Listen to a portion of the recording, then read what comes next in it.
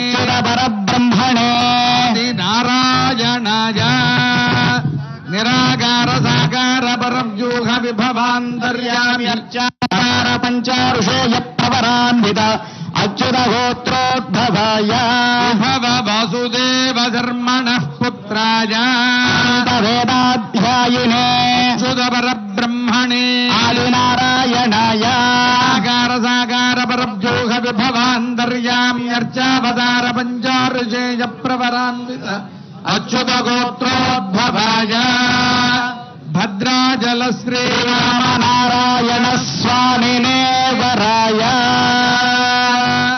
చతుర్వేదాధ్యాయినే భాగ్య విశ్వంభరీ నిరాకార సాకార చిదచిదేశ్వర ప్రయారుషేయ ప్రవరాన్విత సౌభాగ్య గోత్రోద్భవ సంభర ధర్మణో నప్త్రీ వేదాధ్యాయిని సౌభాగ్య విశ్వంభరీ నిరాకార సాకార చిదచిదేశ్వర ప్రయారుషేయ ప్రవరాన్విత సౌభాగ్య గోత్రోద్భవ సాగర ధర్మణ పౌత్రీ చతుర్వేదాధ్యాయిని భాగ్య విశ్వంభరీ నిరాకార సాకార చిదచిదేశ్వర ప్రయారుషేయ ప్రవరాన్విత సౌభాగ్య గోత్రోద్భవ శ్రీరార్ణవ ధర్మణ పుత్రీ చతుర్వేదాధ్యాయిని భాగ్య విశ్వంభరీ నిరాకార సాకార చిదచిదేశ్వర ప్రయారుషేయ ప్రవరాన్విత సౌభాగ్య గోత్రోద్భవ శ్రీ సీతా మహాలక్ష్మీ నామ్నీ ఇమాం కన్యాం వృణేధ్వం వృణీమహే అంతా ఒక మారు చెప్పండి. దాస్యామి దాస్యామి ఆశీషోవాచనం కుర్యాత్ ఓం సామ్రాజ్యం భోజ్యం స్వరాజ్యం వైరాజ్యం పరమేశ్వరం రాజ్యం మహారాజ్యమాధిపత్యమయం. ప్రవర పఠనం జరిగింది. ఈ ప్రవర కార్యక్రమంలో మనకు ఋత్విగ్వరణ వీళ్ళని కొంతమంది 8 మంది అష్టో బ్రాహ్మణాన్ ప్రేషయిత్వా అని 8 దిక్కులకు కొంతమందిని పంపించారు. సరైనటువంటి వధువును వెతుక్కురమ్మని పంపించారు. వారు 8 దిక్కులకు వెళ్ళేటువంటి వాళ్ళ కోసమని వరణ ఇచ్చారు. మీరు 8 దిక్కులకు వెళ్ళి ఒక అమ్మాయిని చక్కగా వెతుక్కురండి అబ్బాయికి అని. వాళ్ళు వెతుక్కుని వచ్చిన తర్వాత ఫలానా చోట ఫలానా అమ్మాయి ఉన్నది, ఆవిడ ఈ గోత్రంలో ఇలాంటి వంశంలో పుట్టినటువంటిది, ఆవిడ ఇలాంటిది అని చెప్పడంలో ఈ గోత్ర ప్రవరలు అనేటువంటివి ఇక్కడ పఠించడం జరుగుతూ ఉన్నది. భద్రాచల క్షేత్రంలో వెలసినటువంటి రామచంద్రమూర్తి ఆయన స్వయం వ్యక్తమూర్తి.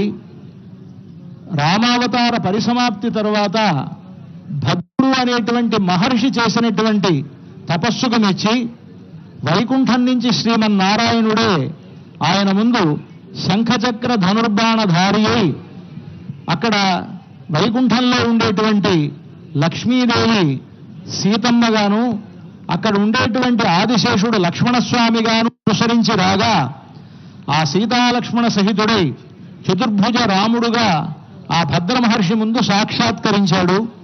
భద్ర మహర్షి ఆ స్వామిని కోరుకున్నాడు, స్వామి నువ్వు నాకు దర్శనమిచ్చినటువంటి రూపంతో నిరంతరం నా శిరస్సు మీద ఉండి భక్తులందరినీ కూడా అర్చామూర్తిగా అనుగ్రహించవలసిందని ప్రార్థిస్తే అప్పుడు ఆ స్వామి ఆ భద్ర మహర్షిని ఒక కొండగా మార్చి ఆ కొండపై ఇక్కడ స్వయం వ్యక్తంగా ఆవిర్భవించి ఉన్నాడు అని అంటారు.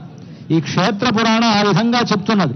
కనుక ఇక్కడ ఉండేటువంటి రామచంద్రమూర్తిని విభవమూర్తిగాను అర్చామూర్తిగాను భావించేటువంటి 2 భావనలు మనకు కనిపిస్తాయి.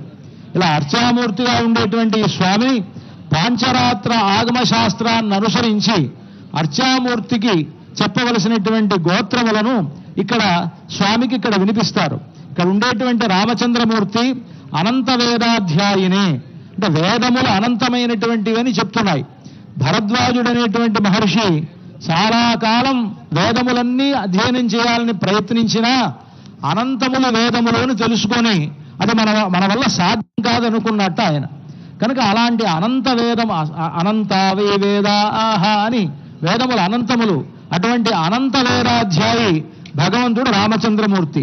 అనంత వేదాధ్యాయినే అచ్యుత పరబ్రహ్మణే ఆది నారాయణాయ నిరాకార సాకార చిరచిదీశ్వర విఢాకార సాకార పరవ్యూహ విభవ అంతర్యామ్యర్చావతార స్వరూపాయ అంటూ అటువంటి ఋషులందరూ కూడా ఇక్కడ స్వామికి రామచంద్రమూర్తికి ఉండేటువంటి ఋషులు 5 ఋషులు వారు పర వ్యూహ విభవ అంతర్యామి అర్చ అనేటువంటి 5 ఋషులతో కూడినటువంటి అచ్యుత గోత్రాన్ని కలిగినటువంటి వాడు రామచంద్రమూర్తి అని రామచంద్రమూర్తి యొక్క గోత్ర పర్వలు పఠించారు.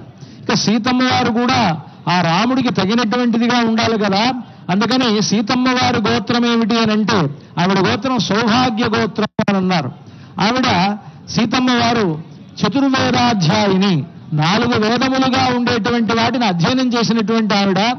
ఈవిడకు ఉండేటువంటి ఋషులు 3 చిదచిదీశ్వర త్రయ ఋషయ.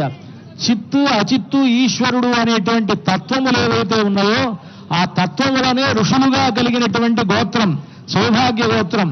అటువంటి సౌభాగ్య గోత్రోద్భవి అయినటువంటి సీతా మహాలక్ష్మి ఇక్కడ వధువుగా ఉన్నది కనుక ఈ వధూవరులిద్దరి యొక్క గోత్రములను చక్కగా ఈ 8 దిక్కులలో ఉండేటువంటి బ్రాహ్మణోత్తములు వచ్చి పఠించి వారిద్దరి కళ్యాణానికి సన్నద్ధం చేసి అందరి చేత అనిపించారు దాస్యామి అని. దాస్యామి అని అంటే మేమంతా కన్యాదాతలుగా ఉండి ఈ సీతమ్మ వారిని రామచంద్రమూర్తికి మేము కన్యాదానం చేస్తున్నాము అని ఇక్కడ మనందరి చేత దేవుడి పెళ్లికి అందరూ పెద్దలే అంటారు. ఇక్కడ ఇంకొక విషయం, రామచంద్రమూర్తి ఒక్కడే ఇక్కడ పురుషుడి వైపున ఉండేటువంటి వాడు, ఆయన వైపు ఎవరం లేము. మనమందరం ఎవరు అంటే ఆడపెళ్లి వాళ్ళమే మనమంతా కూడా. కనుక మనమంతా కూడా సీతమ్మ వారి పక్షంలోనే ఉండి సీతమ్మ వారిని కన్యాదానం చేస్తున్నాం మేము అని అంటారనమాట. కనుక దాస్యామి అని అందరి చేత అనిపించి ఆ గోత్ర ప్రవరలను ఇక్కడ అర్చక స్వాములు పఠించారు. ఆ తర్వాత కార్యక్రమాన్ని అర్చక స్వాములు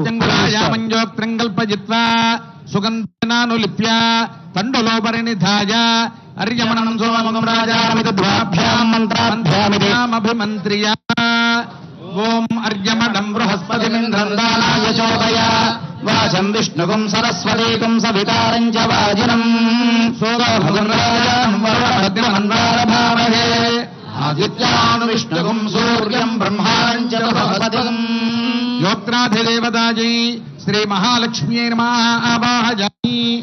ఓం ఐం హ్రీం శ్రీం త్రిజై నమః. విష్ణోరారమతీతమంత్రేణ ప్రతిధరమభిమంత్రియ.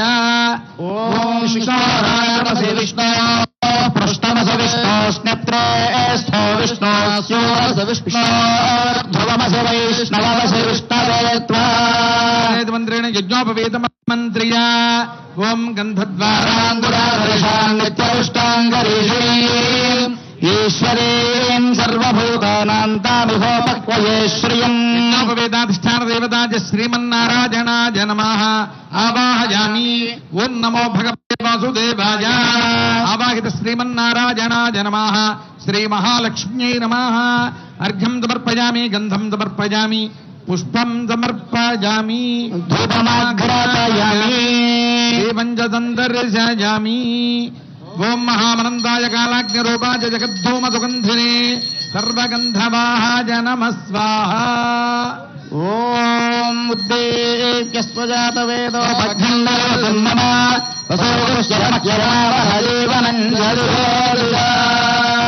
రామదాస గోవింద గోవింద. ధూపదీపానంతరం శుద్ధాత్మనీయం సమర్పయామి, పుష్పైః పూజయామి. ఓం కేశవాయ నమో నారాయణ మాధవానం గోవిందాయ నమః. ఓం విష్ణవే నమః. ఓం మధుసూదనాయ నమః. ఓం విక్రమాయ నమః. ఓం వామనాయ నమః. శ్రీధరాయ నమః. ఋషికేశాయ నమః. పద్మనాభాయ నమః. ఓం దామోదరాయ నమః. వాసుదేవాయ నమః. ఓం సంకర్షణాయ నమః. ప్రద్యుమ్నాయ నమః. అనిరుద్ధాయ నమః. పురుషోత్తమాయ నమః. మధోక్షాయ నరసింహాయ నమః. అచ్యుతాయ నమః. ఓం జనార్దనాయ నమః. ఓం ఉపేంద్రాయ నమః. హరయే నమః. శ్రీకృష్ణాయ నమః. ఓం శ్రీం శ్రీజయ నమః. ఓం భూం భూమ్యై నమః. ఓం నీం నీలయే నమః. ఆవాహిత శ్రీమన్నారాయణాయ నమః. శ్రీ మహాలక్ష్మ్యై నమః. ఫలనివేదనం సమర్పయామి. ఓం భోక్ష్యాపరిహిత్యా నివేద్య.